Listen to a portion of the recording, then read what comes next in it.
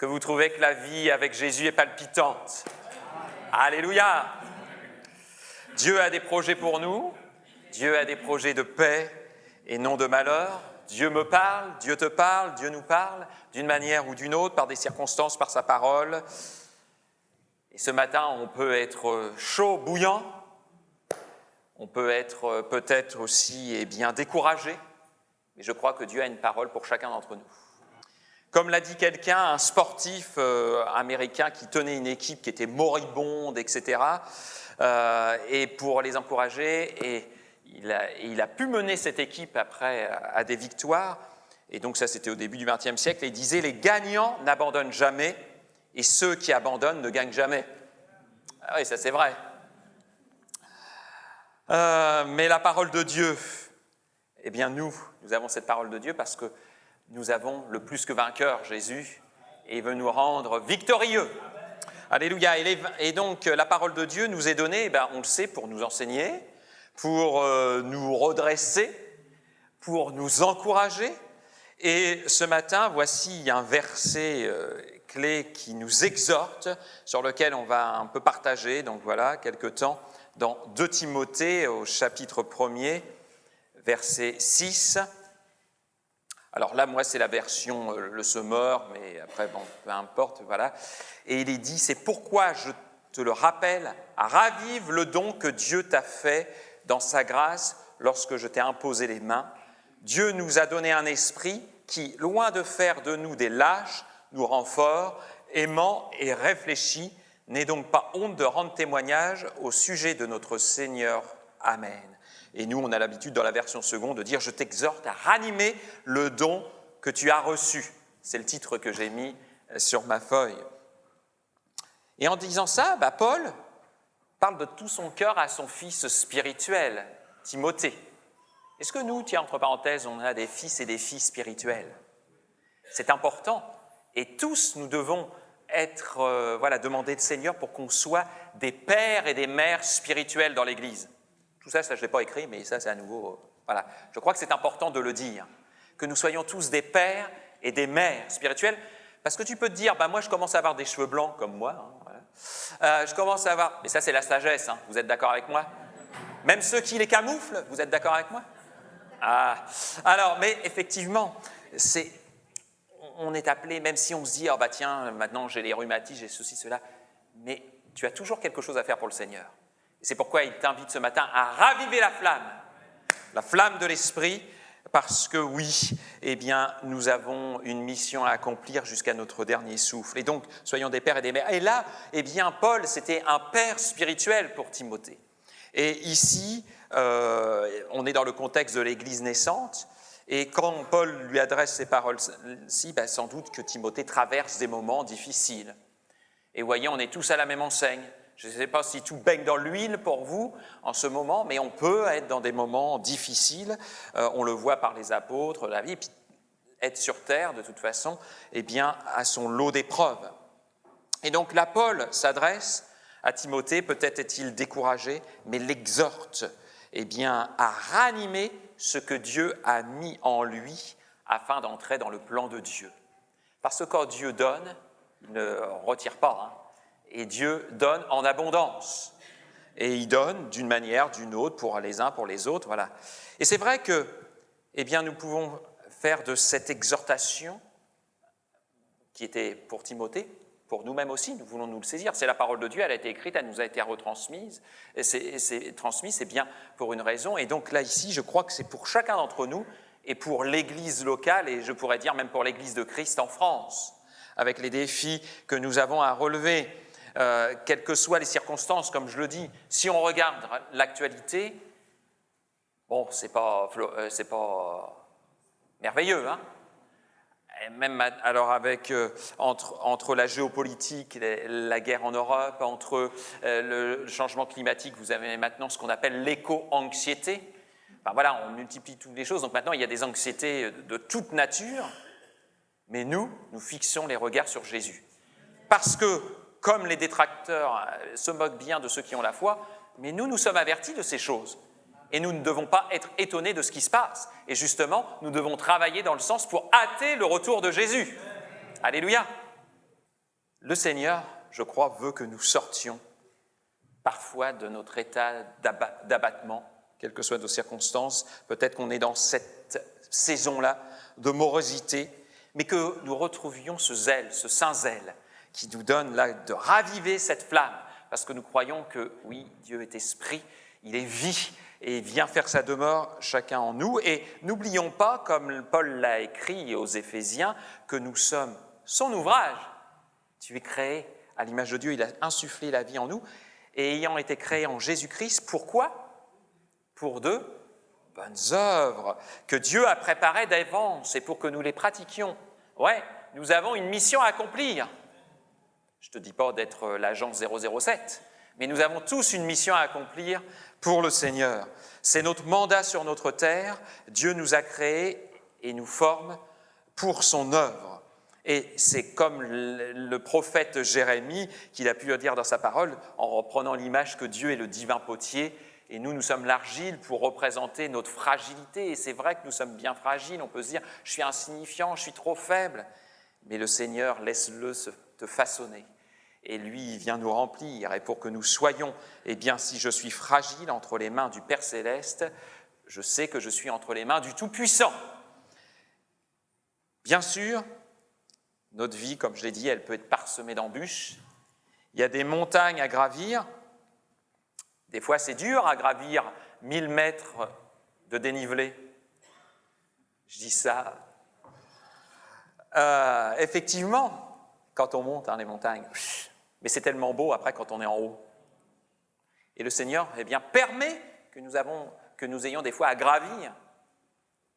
Mais après, voilà, pour que nous puissions, eh bien, avancer. Et dans ma première partie, j'ai noté, eh bien, qu'est-ce qui peut nous entraver, qu'est-ce qui peut nous bloquer, qui peut expliquer pourquoi on a perdu le premier amour, la flamme. Parce que c'est toujours bien de faire un diagnostic, comme un bon médecin, et puis après, de voir ce que Dieu a en réserve pour chacun d'entre nous pour maintenir la flamme ou la raviver, si le Seigneur, dans la situation où nous sommes. Eh bien, dans les entraves, j'ai noté, premièrement, le fait parfois de regarder en arrière. C'est ce que Paul pointe dans une de ses épîtres aussi aux Galates. Vous savez, l'épître aux Galates avait été annoncée où là, c'était l'objectif de dire « Voyez, vous avez eu l'évangile qui a été annoncé, ne vous remettez pas sous le joug ancien » parce que là, il y avait à nouveau des enseignements qui allaient dire, eh bien, en Galates, oui, il faut revenir à la loi, etc. Et donc, toute cette épître, elle tourne autour de ce principe-là. Et l'apôtre Paul dit aux Galates « Mais vous couriez bien, qui vous a arrêté pour vous empêcher d'obéir à la vérité ?» Et là, ça m'a fait penser, on voit dans la parole de Dieu qui est un miroir extraordinaire pour chacun d'entre nous. On a des exemples aussi, et dans l'Ancien Testament, par exemple, la femme de Lot. Elle a regardé en arrière. Et je pourrais dire que parfois, alors bien sûr, il faut considérer les temps passés. Et la parole de Dieu nous dit bien, compte les bienfaits de Dieu. Et voilà, et donc ça pour nous encourager. Mais il y a certains souvenirs, comme pour la femme de Lot, eh bien, qui vont la raccrocher au passé et qui vont générer sans doute culpabilité et amertume. Et ça, c'est une entrave qui peut eh bien, bloquer le feu de l'esprit dans ma vie. La culpabilité des choses que nous avons peut-être à rater et pour lesquelles nous nous sentons encore mal aujourd'hui. Mais sachez que ça ne vient pas de Dieu. Parce que ça vient de l'accusateur. Et l'accusateur, on sait qui c'est. Le diable. Satan, qui est l'accusateur. Et donc, des fois, on se rappelle de choses passées d'il y a 10, 20, 30, même 40 ans et qui nous paralysent parce qu'on reste bloqué sur certaines choses qui, là, ne nous entraînent pas dans l'encouragement, mais plutôt dans le découragement. Et ça peut nous entraîner dans cette forme de culpabilité ou d'amertume pour les choses qui se sont passées ou qu'on a dû subir. Et si nous voulons avancer dans le futur, comme l'apôtre Paul l'a dit, j'oublie ce qui est en arrière, me portant vers ce qui est en avant et je cours vers le but. Voilà l'apôtre Paul, parce que lui, il avait quoi dire aussi, lui ? Parce qu'avant, il a persécuté l'Église. Il a essayé, même peut-être sans doute au temps avant, quand il était pourtant religieux, pharisien, mais peut-être qu'il y a des chrétiens qui sont morts à cause de certaines de ces règles, de commandements qu'il avait donnés. Mais Dieu, dans sa grâce, l'a appelé à son service et toutes choses deviennent nouvelles en Jésus. Et de ce persécuteur, Saul de Tarse, il est devenu l'apôtre Paul. Et ça, c'est quelque chose qui est valable pour chacun d'entre nous. Comme on l'a chanté, cette histoire, et Dieu va encore poursuivre l'histoire, mais pas en regardant toujours en arrière, rempli soit de culpabilité ou d'amertume qui nous font arrêter. Oui, souvenons-nous des choses passées pour élever notre âme, pour nous remémorer les bontés de l'Éternel à notre égard. Mais il y a certaines choses que nous devons laisser pour que nos souvenirs ne soient pas dévastateurs, nos blessures, abandonner notre culpabilité et savoir nous pardonner parce que Dieu nous pardonne, au-delà de ce que nous pouvons imaginer. C'est pour ça que le prophète Ésaïe dira aussi, ne pensez plus aux événements passés aussi, qui sont là à vous entraver dans la vie. Alors c'est vrai qu'on peut avoir se dire, tiens, regardez en arrière, qui nous donne cette forme de culpabilité ou d'amertume selon ce que nous avons passé. Mais je crois, oui, qu'il est le Dieu du présent et le Dieu de l'avenir, le Dieu de maintenant et ici, comme le dit aussi la parole de Dieu. Parfois aussi, s'il peut nous entraver, c'est se fier aux circonstances. Comme j'ai dit, si on regarde notre actualité aujourd'hui, regardez les chaînes d'infos en continu, enfin, je ne vous conseille pas trop, mais ça va pas être, c'est pas avec ça que vous allez vous nourrir. Bien qu'on doit être au courant quand même de tout ce qui se passe, parce qu'un chrétien, il doit être en veille aussi. Mais sachons avec mesure, sagesse. Eh bien, il faut se fier, parfois on se fie aux circonstances qui nous amènent de la compréhension et parfois aussi du découragement. Et là, j'ai pensé à Josué.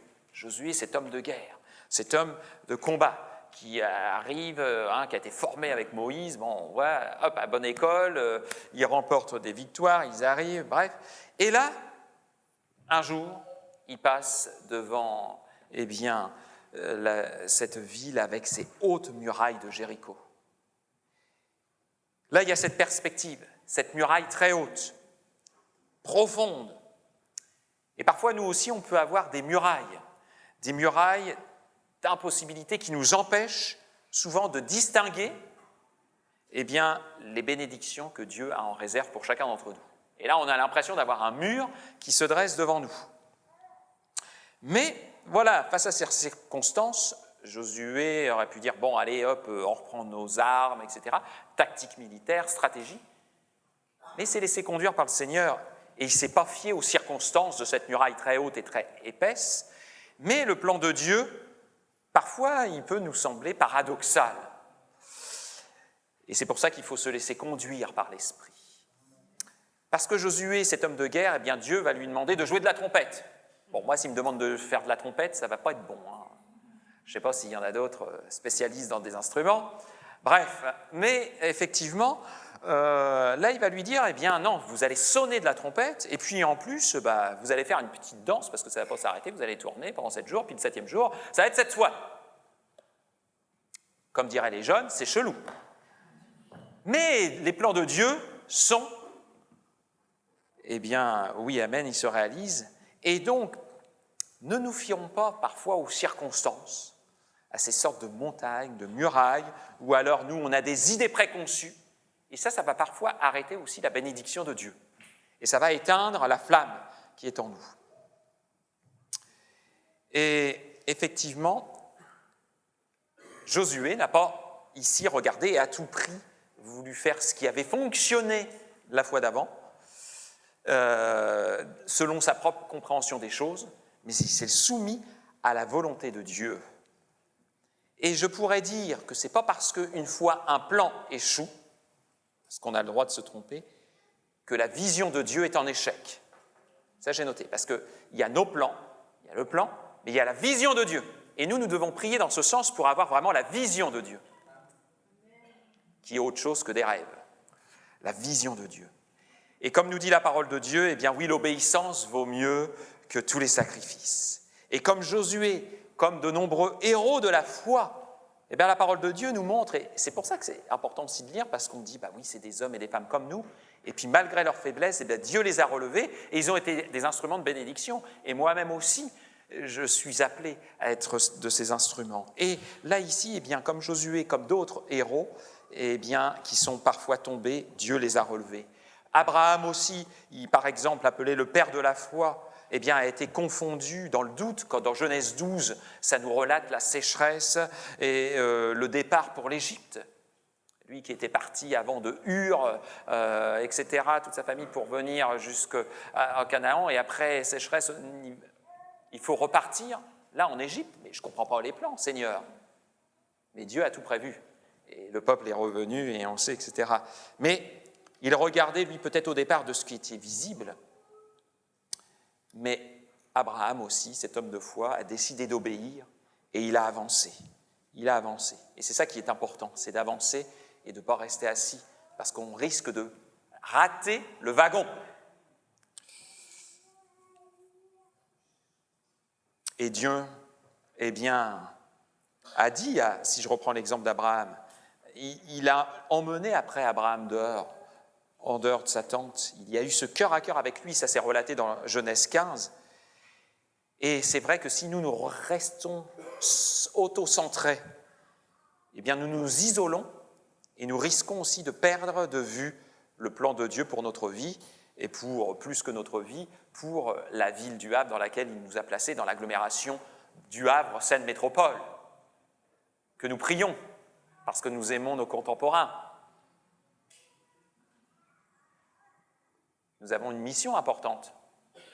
Vous savez, c'est pas seulement de venir le dimanche matin chauffer votre chaise.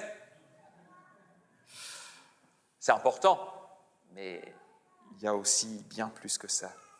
Et comme Dieu l'a dit, sors de cet endroit, Abraham. Regarde au Dieu Tout-Puissant qui a créé l'univers à partir de rien. Et il y a ce mot hébreu qui dit à partir de bara, qui veut dire à partir du désordre. Oui, quand il y a le désordre, eh bien Dieu, qui est le Dieu d'ordre, vient tout rétablir. Et c'est ce qu'il veut faire aussi dans chacune de nos vies. Parce que Dieu restaure. La loi de l'Éternel est parfaite, elle restaure l'âme, nous dit un des psaumes, au psaume 19. Et oui. Alors parfois on peut, donc comme je l'ai dit, on peut avoir des entraves parce qu'on regarde en arrière, on se nourrit de choses qui peuvent nous rentrer dans la culpabilité ou dans l'amertume. Parfois on peut se fier aux circonstances avec une forme d'incompréhension et là nous allons être découragés. Parfois on peut avoir aussi ce sentiment d'incapacité.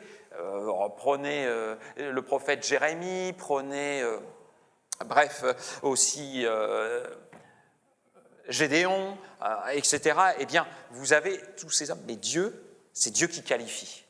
Et ce qui est important aussi, c'est de ne pas nous comparer les uns aux autres. Parce que chacun, nous avons eh bien, notre mission, nos dons, nos capacités, etc.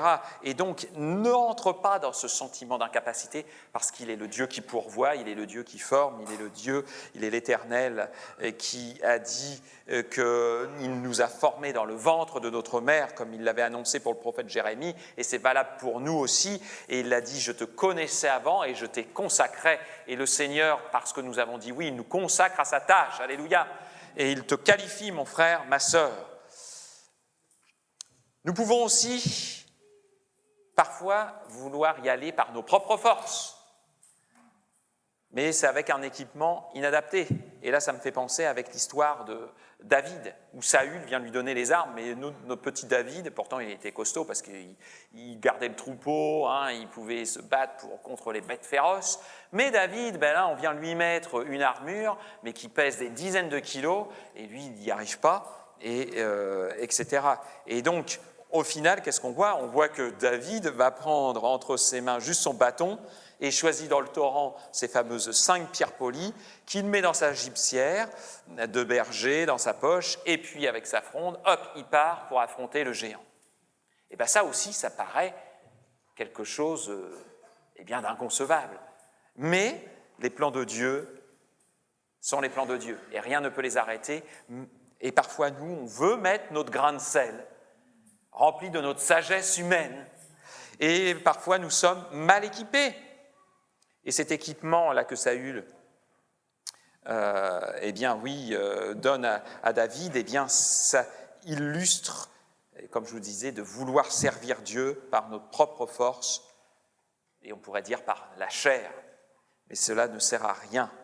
Et David a appris à se défaire de cette sorte d'équipement pour revêtir, on pourrait dire, celui de la foi que procure et qu'elle offre aux croyants.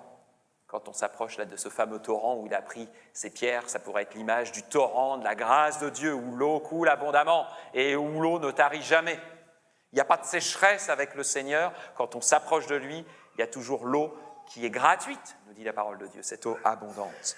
Et ces 5 pierres, après je les reprendrai ils peuvent un peu symboliser plusieurs choses, comme par exemple le fait, on pourrait dire, cet équipement spirituel de la connaissance de Dieu, de la connaissance des Écritures, du fruit de l'Esprit, de l'onction pour servir, des compétences pour aussi entrer dans ce que Dieu a à chacun de nous. On peut aussi être entravé par l'étourdissement de ce monde. J'ai noté aussi ça. Bon, alors là, je vais aller vite parce que le temps passe, mais effectivement, vous pourrez relire dans Matthieu 22 ou dans Luc au chapitre 14, versets 16 à 24, où ça nous relate, vous savez, quand Jésus il donne cette parabole, il dit « Un homme donna un grand souper, il invita beaucoup de gens. » Et puis, à partir de là, il y en a un qui dit « Ah ben non, je ne peux pas parce que je me marie, j'essaye mes bœufs, j'ai ceci, j'ai cela. » On peut toujours trouver des excuses. Et là, ici, on peut être étourdi par tout ce que nous avons à faire, à entreprendre. Certaines choses sont légitimes et on doit le faire.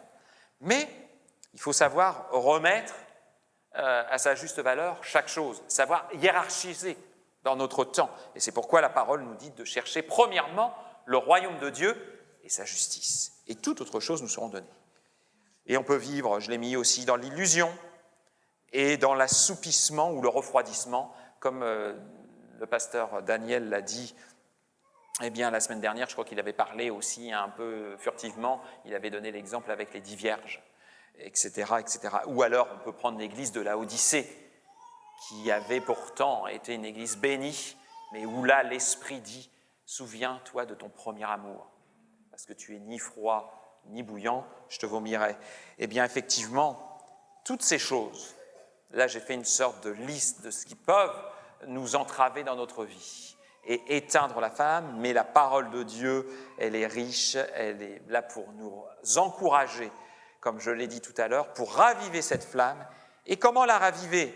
Comme je l'ai dit, comme avec le symbole de ces 5 pierres que David a pris dans son torrent, comme si c'était cette première pierre, placer Dieu au centre.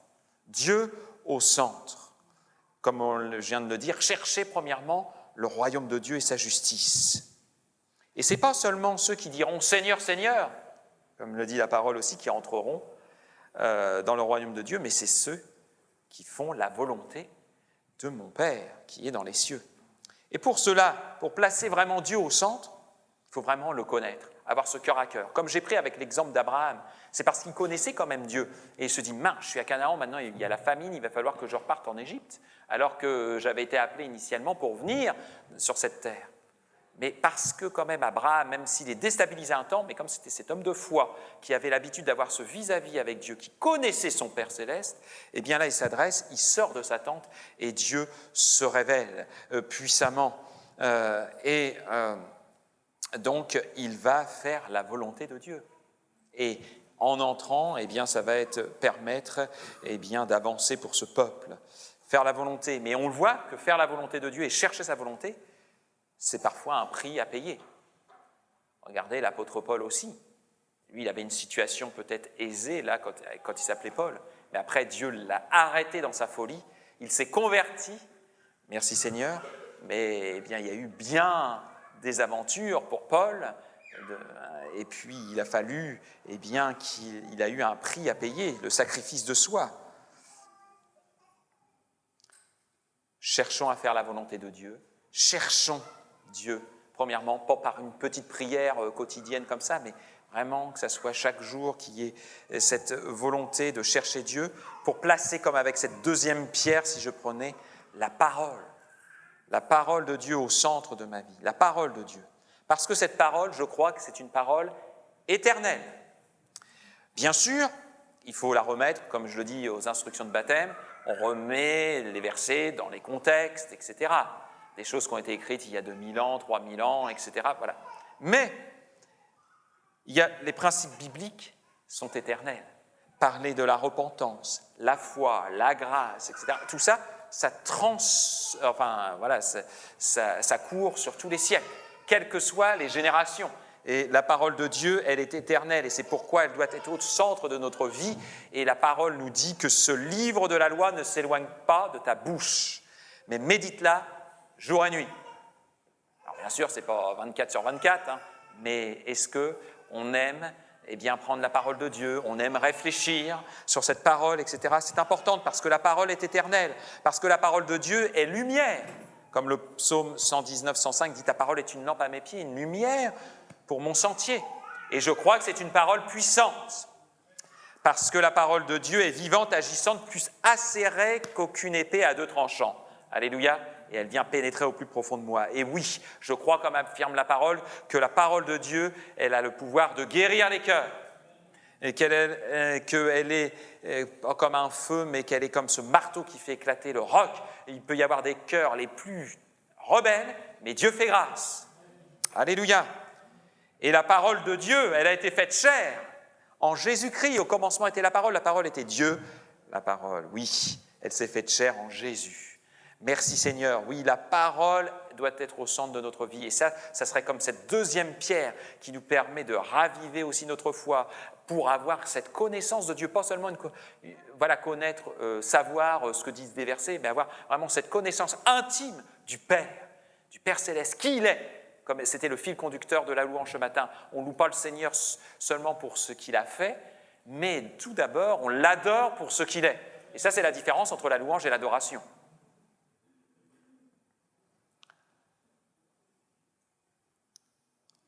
J'ai noté aussi, comme David qui a pris ces pierres, la troisième pierre de cette rivière, pour abattre ce géant et pour aller de l'avant, et pour nous, pour ranimer la flamme, c'est aussi permettre de se former, de s'équiper. On sait que Dieu nous forme, Dieu nous équipe, Dieu nous rend capables, mais aussi nous-mêmes, comme on dit, il y a quand même un prix à payer et on a du temps, parfois à passer, du temps ou de l'argent pour se former aussi, pour viser, comme on le dit parfois, l'excellence pour le Seigneur. Parce que dans le monde, on va essayer, on doit bien travailler. J'espère que vous travaillez bien si vous avez un patron, pour votre patron, parce que la parole de Dieu nous dit quand même de servir, de travailler comme si c'était à Dieu, parce que ça fait partie de notre témoignage. Mais aussi, à combien plus forte raison, on veut bien faire les choses dans l'œuvre de Dieu, et pas à la va-vite, allez, on est entre frères et sœurs. Non, mais comme le dit le psaume 119 au verset 73, « Tes mains m'ont créé, elles m'ont formé, donne-moi l'intelligence pour que j'apprenne tes commandements. » Déjà, Dieu nous donne l'intelligence, la sagesse pour, au fur et à mesure que nous lisons la parole, pour la comprendre, mais aussi, il est important que nous-mêmes, nous puissions aussi peut-être nous former, nous équiper, plus que la parole de Dieu, dans certains domaines, parce que nous ne savons pas tout. Et pour l'Église de Jésus, dans les défis que nous avons à relever, combien nous avons à nous équiper. Alors, formation, oui, pour la louange, formation peut-être pour prêcher, mais autre que ça, vous voyez, même savoir accueillir les gens, après se former dans tel ou tel domaine, même par exemple dans la comptabilité ou dans ces choses-là, c'est une richesse après quand des frères et des sœurs connaissent aussi ces choses-là, parce qu'au niveau de l'association, on a besoin. Vous voyez, il y a une multitude de choses même qui sont des formations, on pourrait dire, du monde, mais qui vont nous servir aussi. Et combien nous avons besoin aussi d'avoir cette pierre, dans cette volonté, dans cette dynamique de vouloir nous former, nous équiper, en comptant sur la grâce de Dieu. Et après, on sait que Dieu façonne, et Dieu aussi nous équipe. Et c'est pour ça que Dieu, par exemple, il a choisi un jeune Barnabé pour partir de Jérusalem et se rendre à Jérusalem, et ça n'a pas été un des pontifes des apôtres qui est venu à Antioche en disant « Moi, j'ai connu Jésus, j'ai 5 diplômes, et ça va être à moi d'aller à Antioche. » Mais non, c'est Barnabas qui a été envoyé, lui ce jeune dans la foi, et on sait que là il y a eu une œuvre extraordinaire qui s'est faite parce qu'après ça a été le début de l'évangélisation aussi pour l'Europe. 4e Pierre, le Saint-Esprit, bientôt c'est la Pentecôte. Vous êtes contents d'avoir des jours fériés? Mais si on a les jours fériés, pourquoi? C'est ce que je dis à mes élèves. Je dis, vous pouvez remercier d'avoir des jours fériés parce qu'une partie, c'est grâce au calendrier judéo-chrétien. Bon, puis avec mes secondes, on avait parlé de la tranche des temps, comment ça s'est fait. Bon, bref, donc je rebranche dessus, clac. Mais effectivement, alors l'ascension, on a rappelé aux secondes ce que c'était. Vous voyez? C'est un moyen, bon, bref. Effectivement. Et donc, je ne sais plus ce que je disais. Bon, donc, oui, nous avons le Saint-Esprit qui vient nous renouveler dans notre intelligence et nous rappeler ce qu'on a à dire. Mais oui, le Père nous a donné un consolateur, l'Esprit de vérité. Et non, tu n'es pas seul. Jésus est à nos côtés par son Esprit parce qu'il demeure, il a fait cette promesse, il demeure en nous. Et il le dit dans Jean chapitre 14. Et dans l'Épître aux Corinthiens, l'apôtre Paul dira, ne savez-vous pas que votre corps est le temple du Saint-Esprit qui est en vous, et vous l'avez reçu? Comment je vois le Saint-Esprit? Ça pourrait être toute une prédication. Est-ce que c'est comme une force, une puissance? C'est juste parler en langue? C'est bien plus que ça. La parole de Dieu, théologiquement, quand on regarde, c'est un des aspects de la Trinité, c'est une personne. Il agit, il console, voilà, il est là comme notre ami, notre conseiller, jour après jour. Est-ce que j'en suis conscient? Et il est important aussi que, dans ma relation personnelle avec Dieu, le Père, le Fils Jésus, que aussi le Saint-Esprit soit là, celui qui me conseille. La parole de Dieu dit, sans moi, vous ne pouvez rien faire. Mais l'Esprit vient à notre aide et intercède pour nous, comme dit la parole, par des soupirs inexprimables. Oui, nous avons besoin de l'Esprit qui nous accompagne jour après jour. Comme je l'ai dit, pas seulement rechercher le baptême du Saint-Esprit pour parler en langue, certes il y a ça, mais parce que si nous avons l'Esprit de Christ en nous aussi, ça nous donne une hardiesse, de timide que nous sommes, comme l'apôtre Paul le dit à Timothée, ce n'est pas un esprit de timidité que tu as eu, mais un esprit de force. Je suis très réservé de nature. Les gens, ils ne croient pas, mais oui. Tous ceux qui sont de l'Église, qui me connaissaient depuis que j'étais petit, jusqu'à... ils le savent, j'étais très réservé. Mais le Seigneur nous aide. Amen. Alléluia. J'aime ça quand il y a des amens. Ah oui.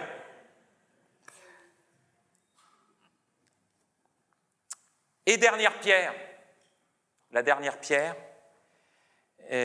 dans notre gypsière, comme notre David, je pourrais dire aussi ce qui est important pour maintenir cette flamme et la raviver avec la connaissance de Christ, de Dieu, sa parole, mais pas seulement une parole, on va voir, en connaissance intellectuelle, mais aussi avec, comme je le disais, la volonté aussi de s'équiper, de se former, mais aussi être rempli de l'esprit avec cette vision-là, je pourrais dire aussi la pierre de l'intentionnalité.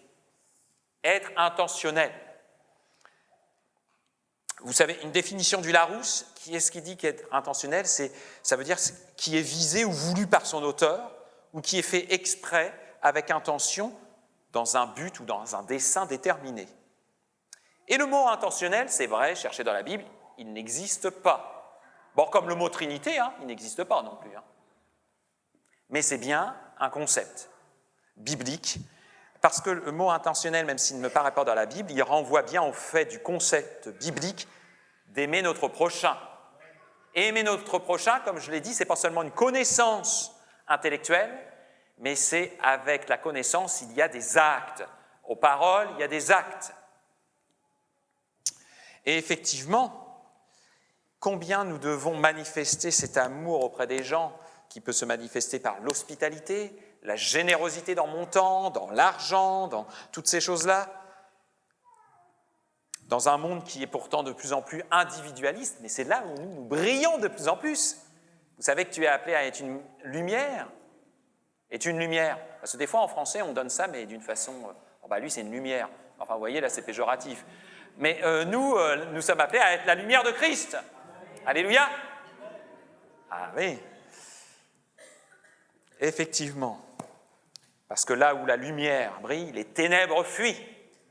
Vous mettez dans une pièce noire, vous allumez juste une allumette, c'est tout petit, mais ça se voit tout de suite et on porte le regard sur l'allumette. Et ça éclaire tout de suite. Et ça, c'est un peu nous, dans notre monde, peut-être qui se noircit, mais combien nous avons bien besoin de raviver la flamme de Christ en nous, parce qu'il y a tellement de défis à relever, mais ça doit nous rendre bouillants et envie d'aller de l'avant, etc. Et c'est vrai qu'avoir cette intentionnalité, c'est porter de l'attention qui demande effectivement de l'intention. Parce que parfois, on va créer, peut-être, tiens, je vais appeler un tel, je vais créer un événement qui va permettre de connecter, et pas seulement de passer un moment convivial, mais peut-être ça va être un moyen aussi pour après qu'il y ait cette connexion spirituelle, pour peut-être soutenir un frère ou une sœur dans la foi, ou pour des personnes qui ne connaissent pas encore Jésus, mais ça va être un moyen de connecter parce qu'on prend soin de la voisine ou du voisin, etc. Et bien là, on est intentionnel, et parce qu'on fait cet acte-là, et bien à un moment ou à un autre, on peut témoigner. Vous n'êtes pas d'accord?